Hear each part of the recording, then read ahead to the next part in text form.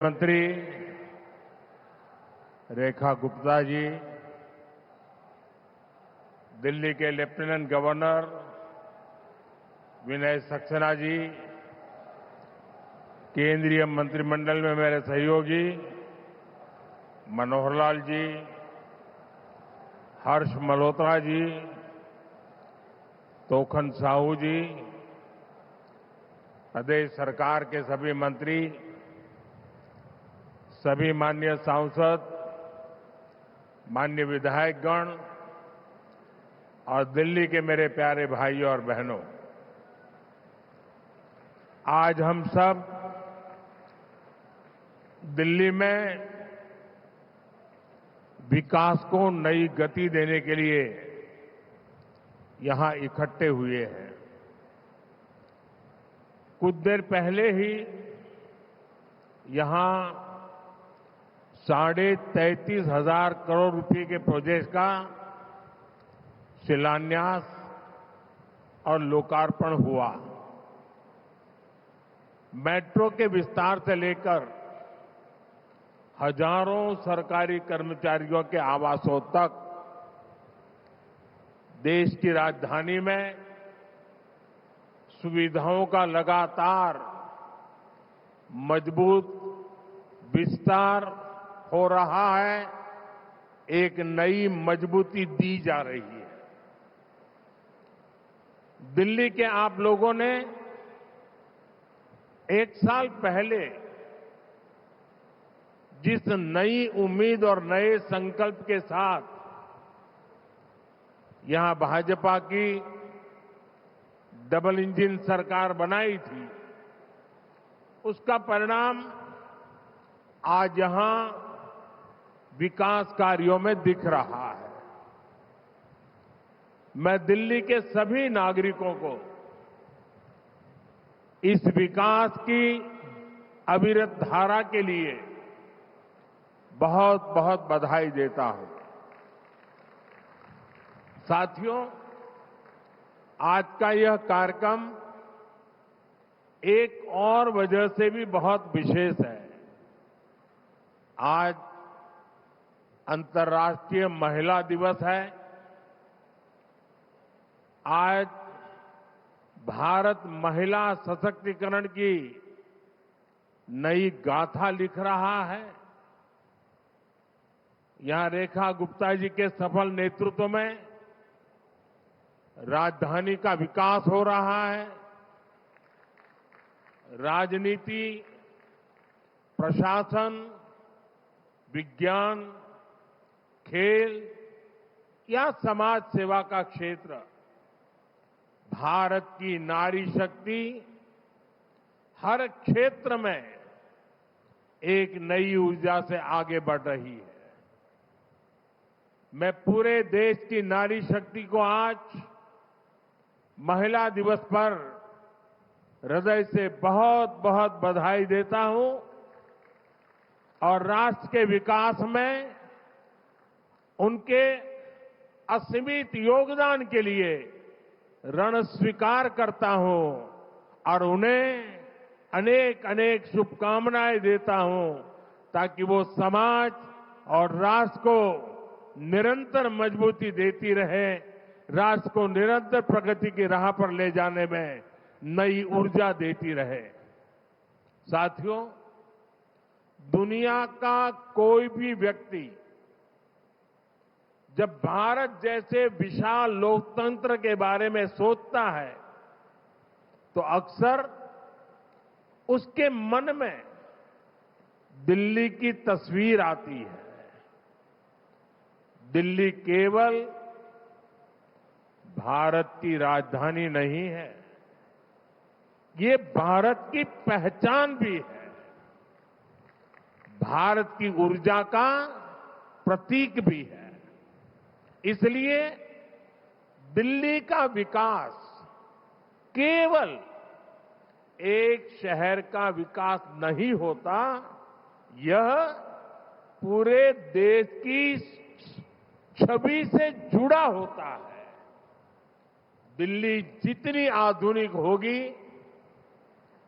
दिल्ली जितनी सुविधाजनक होगी, दिल्ली की कनेक्टिविटी जितनी बेहतर होगी, भारत का आत्मविश्वास दुनिया के सामने उतनी ही मजबूती से दिखाई देगा। और इसलिए मुझे खुशी है कि आज हमारी दिल्ली सुविधाओं और इंफ्रास्ट्रक्चर के मामले में तेजी से आगे बढ़ रही है। एक समय था जब दिल्ली में खराब व्यवस्थाओं की ही चर्चा होती थी।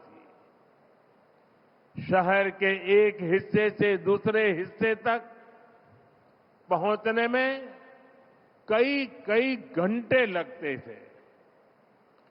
बस स्टैंड्स पर बसों और ऑटो के इंतजार में माताओं बहनों का समय बर्बाद होता था। लेकिन आज दिल्ली की तस्वीर बदल रही है। कुछ ही दिन पहले दिल्ली नमो भारत जैसी तेज ट्रेन के जरिए मेरठ से जुड़ी है।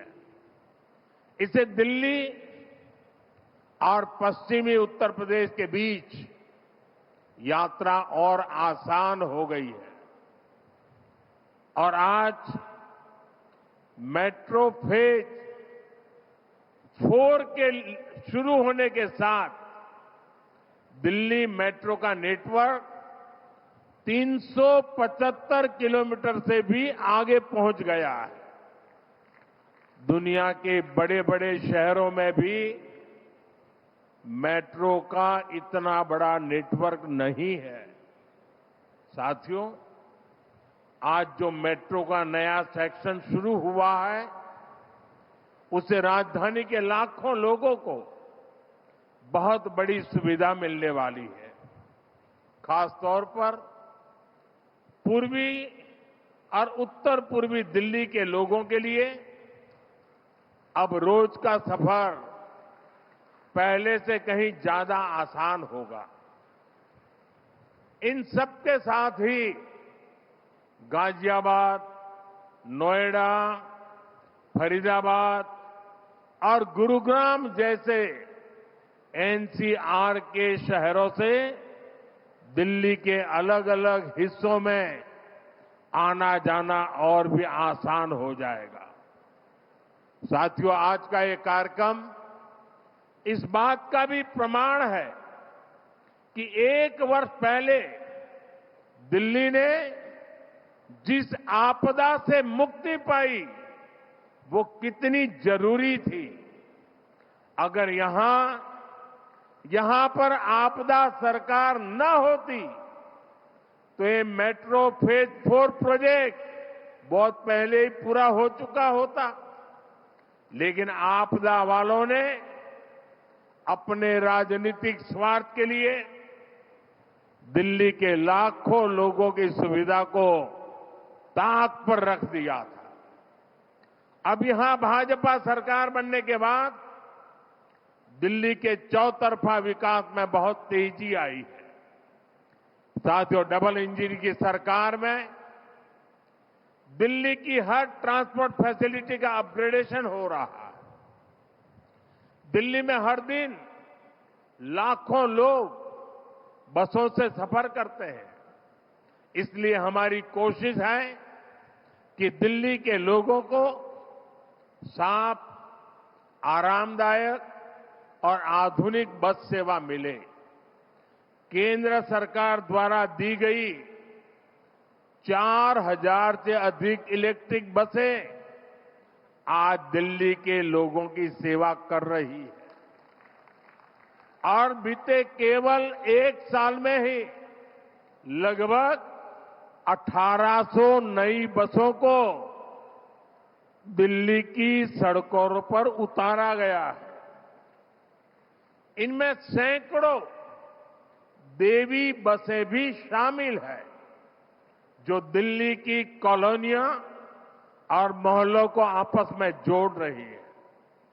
साथियों, करीब 10 वर्षों तक यहां जो आपदा सरकार थी, उसने विकास का हर काम ठप रखा था।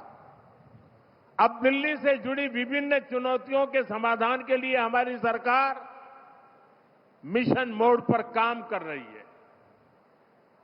पेरिफेरल एक्सप्रेसवे बनने से लाखों गाड़ियों को दिल्ली में दाखिल होने की आवश्यकता नहीं पड़ती। भाजपा सरकार यमुना जी की साफ सफाई के लिए भी बहुत बड़े लेवल पर काम कर रही है। इसके लिए करोड़ों रुपए के प्रोजेक्ट पर काम शुरू किया गया है। साथियों, दिल्ली में पहले जो आपदा सरकार थी, उसे यहां के गरीब, मध्यम वर्ग, किसी की परेशानी से कोई फर्क नहीं पड़ता था। आपदा सरकार ने हेल्थ सेक्टर का भी बुरा हाल कर रखा था। हम आपदा सरकार को चिट्ठियां लिखते थे, भारत सरकार चिट्ठियां लिखती थी और कहते रहे कि आयुष्मान स्कीम लागू करो, लेकिन आपदा वालों ने कभी गरीबों की परवाह नहीं की। मुझे खुशी है कि यहां रेखा जी के नेतृत्व में भाजपा सरकार निरंतर स्थितियों को बदलने में जुटी है। बीते एक वर्ष में ही अनेक आयुष्मान आरोग्य मंदिर यहां स्थापित किए गए हैं। इससे गरीब और मिडिल क्लास को बहुत फायदा मिल रहा है। अब दिल्ली में आयुष्मान स्कीम भी लागू है। दिल्ली के लोगों को मुफ्त इलाज भी मिल रहा है। फर्क साफ है, आपदा वालों का तरीका था काम कम, बहाने ज्यादा। आज दिल्ली में विकास का मॉडल है बहाने बंद, काम शुरू। पहले प्रोजेक्ट फाइलों में दम तोड़ते थे, आज प्रोजेक्ट जमीन पर उतरते हैं। साथियों, आज यहां आने से पहले मैं सरोजिनी नगर गया था। वहां मुझे नए बने सरकारी आवासों को देखने का अवसर मिला। ये आवास उन सरकारी कर्मचारियों के लिए बनाए गए हैं जो राष्ट्र के हर संकल्प को पूरा करने में दिन रात परिश्रम करते हैं। ये जरूरी है कि उन्हें रहने के लिए सुरक्षित, साफ सुथरे और सुविधाजनक आवास मिले, और इसलिए नई और आधुनिक इमारतें बनाई जा रही है। आज ऐसे हजारों नए फ्लैट लाभार्थियों को सौंपे गए हैं। मुझे विश्वास है कि नए आवास हमारे कर्मयोगियों और उनके परिवार के जीवन में नई खुशियां और नई उम्मीद लेकर आएगी। साथियों, आज देश में जहां भी बीजेपी की सरकार है, हर राज्य में, हर गांव, हर शहर में लोगों को किसी न किसी योजना का लाभ जरूर मिल रहा है। हमारे जो गरीब परिवार हैं, जो माताएं बहनें हैं, जो मजदूर और किसान हैं, जो छोटी मोटी नौकरी करने वाले मेरे भाई बहन हैं, सरकार उन सब के लिए कुछ न कुछ जरूर कर रही है। मैं आपको हमारे रेहड़ी पटरी पर काम करने वाले साथियों का उदाहरण बताता हूं। इनका हमारे रोजमर्रा के जीवन में कितना महत्व है, ये हमने कोरोना काल के दौरान अनुभव किया है। ये वो लोग हैं जिन्हें एक जमाने में अपनी रेहड़ी तक किराए पर लेनी पड़ती थी। छोटा कारोबार करने के लिए 1000-2000 रुपये तक भी उन्हें किसी दूसरे से ऊंचे ब्याज पर लेना पड़ता था। लेकिन हमारी सरकार ने इन साथियों का दर्द समझा और उन्हें बैंकिंग सिस्टम से जोड़ा। आज प्रधानमंत्री स्वनिधि योजना के माध्यम से ऐसे लाभार्थियों को अपने काम के लिए आसान लोन मिलने लगा है। दिल्ली में भी रेहड़ी पटरी पर काम करने वाले करीब 2 लाख साथियों को इस योजना से करीब 350 करोड़ रुपए की मदद मिली है। साथियों, मुझे अभी इन रेहड़ी पटरी वाली कुछ बहनों के साथ संवाद करने का अवसर मिला। वो किस प्रकार से सफलतापूर्वक आगे बढ़ रही है, उसका विस्तार सुन के बड़ा मन गर्व से भर गया। साथियों, इसी दिल्ली में कभी डेबिट और क्रेडिट कार्ड केवल अमीर लोगों के पास होते थे, लेकिन आज स्थिति बदल रही है। आज रेहड़ी और ठेले पर काम करने वाले साथियों के पास भी क्रेडिट कार्ड की सुविधा पहुंच रही है। सरकार ने रेहड़ी पटरी वाले साथियों के लिए स्वनिधि क्रेडिट कार्ड देने का अभियान चलाया है। अब उनकी जेब में ही क्रेडिट कार्ड होगा, जिससे वो अपनी जरूरत के अनुसार उपयोग कर पाएंगे। अब से कुछ देर पहले यहां मंच पर मुझे कुछ बहनों को ये स्वनिधि क्रेडिट कार्ड देने का अवसर मिला है। ये स्वनिधि क्रेडिट कार्ड गरीब के स्वाभिमान का नया माध्यम बन रहा है। साथियों, आज अंतर्राष्ट्रीय महिला दिवस के अवसर पर मैं देश की अपनी करोड़ों बहनों के साथ एक और खुशी साझा करना चाहता हूं।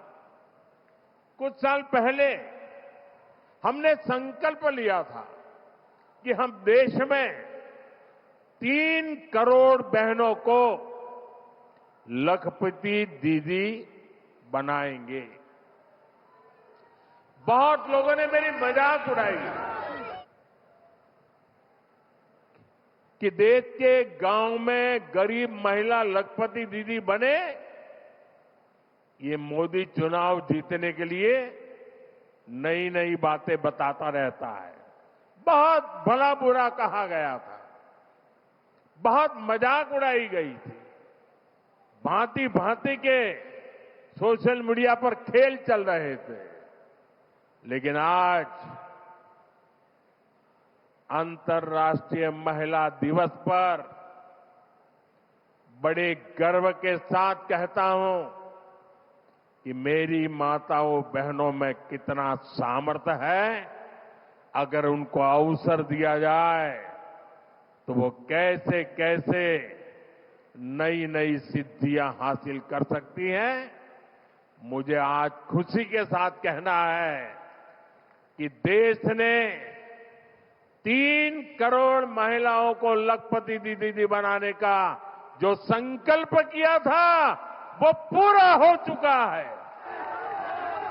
3 करोड़ से अधिक बहनें अब लखपति दीदी बन चुकी है।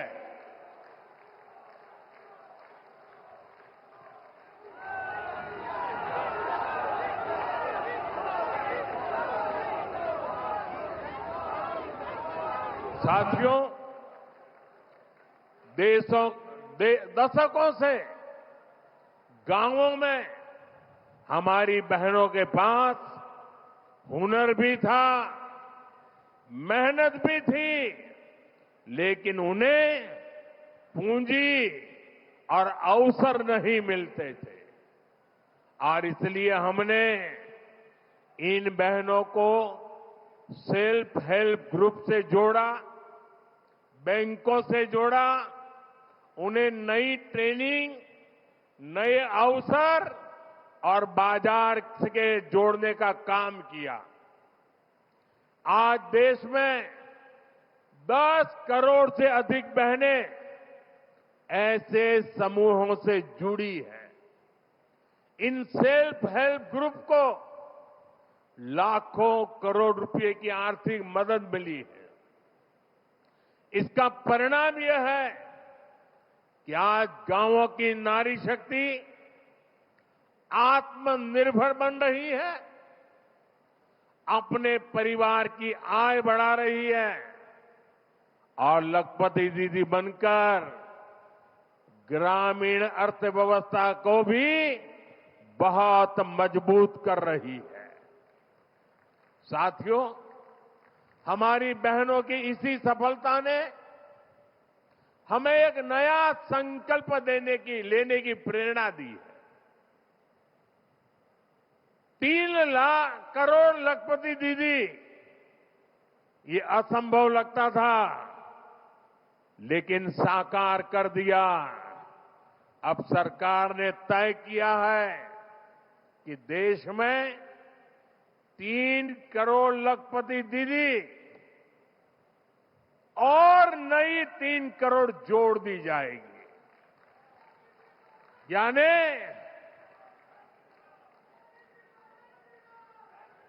3 करोड़ लखपति दीदी बन चुकी। आज हम संकल्प ले रहे हैं 3 करोड़ और दीदी लखपति दीदी बनेगी। मुझे पूरा विश्वास है कि देश की नारी शक्ति के आशीर्वाद से यह संकल्प भी जरूर पूरा होगा। भाइयों और बहनों, आज जब देश अपनी माताओं, बहनों, बेटियों की सिद्धियों का गौरव गान कर रहा है, तब मैं दिल्ली वालों के साथ, देशवासियों के साथ एक पीड़ा भी साझा करना चाहता हूं।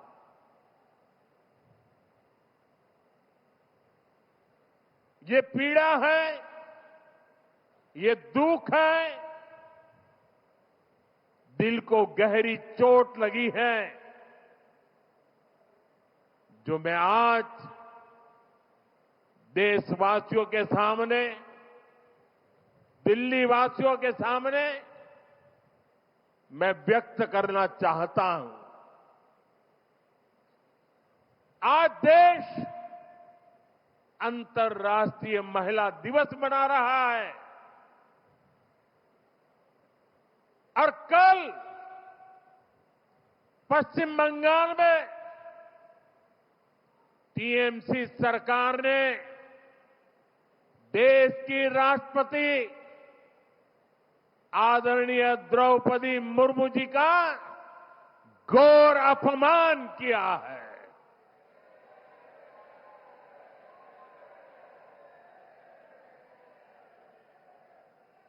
द्रौपदी मुर्मू जी संथाल आदिवासी परंपरा के बहुत बड़े उत्सव में शामिल होने के लिए बंगाल गई थी, लेकिन राष्ट्रपति जी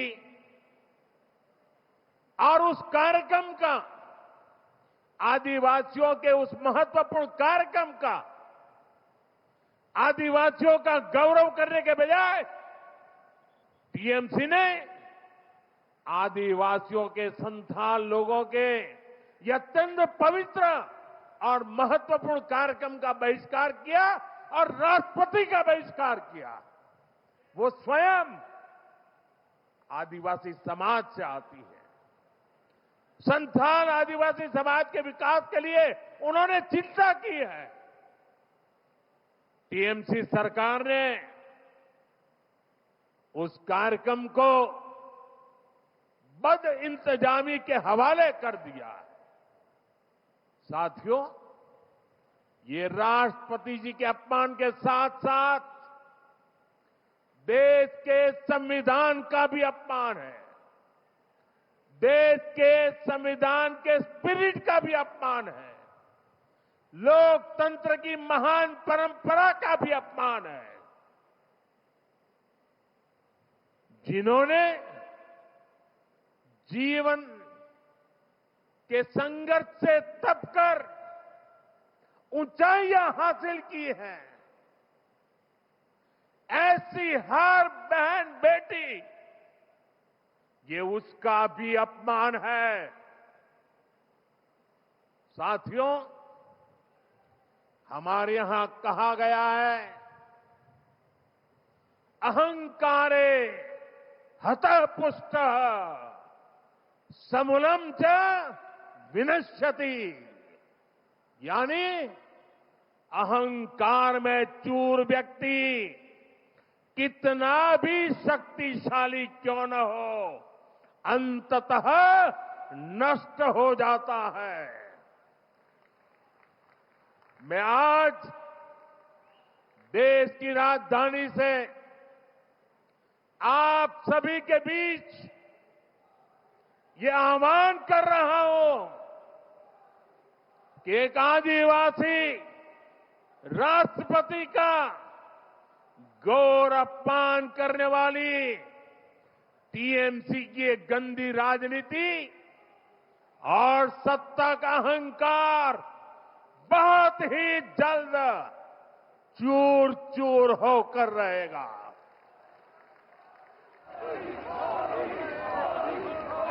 पश्चिम बंगाल की प्रबुद्ध जनता टीएमसी को एक नारी के अपमान के लिए, एक आदिवासी के अपमान के लिए और देश के महामना राष्ट्रपति के अपमान के लिए कभी भी माफ नहीं करेगा। देश भी कभी माफ नहीं करेगा। देश का आदिवासी समाज भी कभी माफ नहीं करेगा। देश की नारी शक्ति की कभी माफ नहीं करेगी। साथियों, हमारी संस्कृति हमें हर वर्ग का, हर विचार का सम्मान करना सिखाती है। हमारी संस्कृति हमें अपनी विरासत पर गर्व करना भी सिखाती है।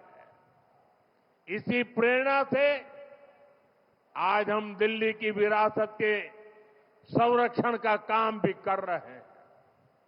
बीते वर्षों में केंद्र की भाजपा सरकार ने विकास भी और विरासत भी इस मंत्र के साथ दिल्ली के अनेक ऐतिहासिक जगहों को और बेहतर करने का काम शुरू किया है।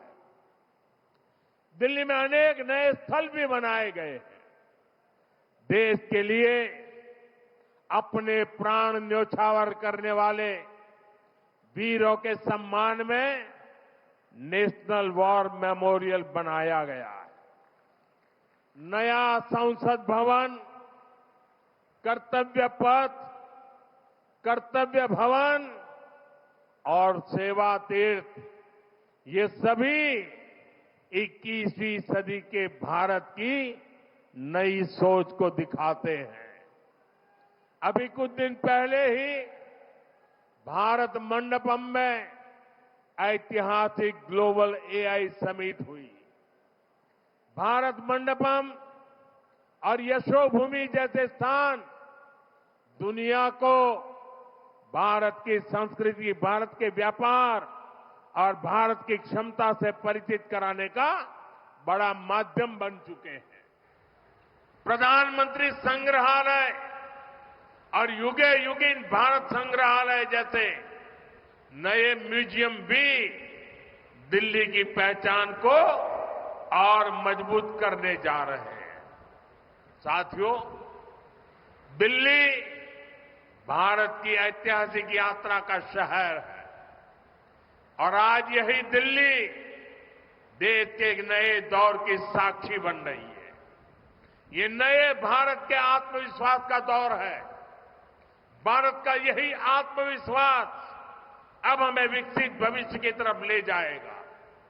इसलिए हम सभी को मिलकर अपने हर संकल्प की सिद्धि के लिए काम करते रहना है। मुझे विश्वास है रेखा गुप्ता जी और उनकी पूरी टीम के नेतृत्व में दिल्ली में विकास का हर काम और अधिक गति पकड़ेगा। दिल्ली के हर परिवार का जीवन बेहतर होगा, सुखी होगा, समृद्ध होगा।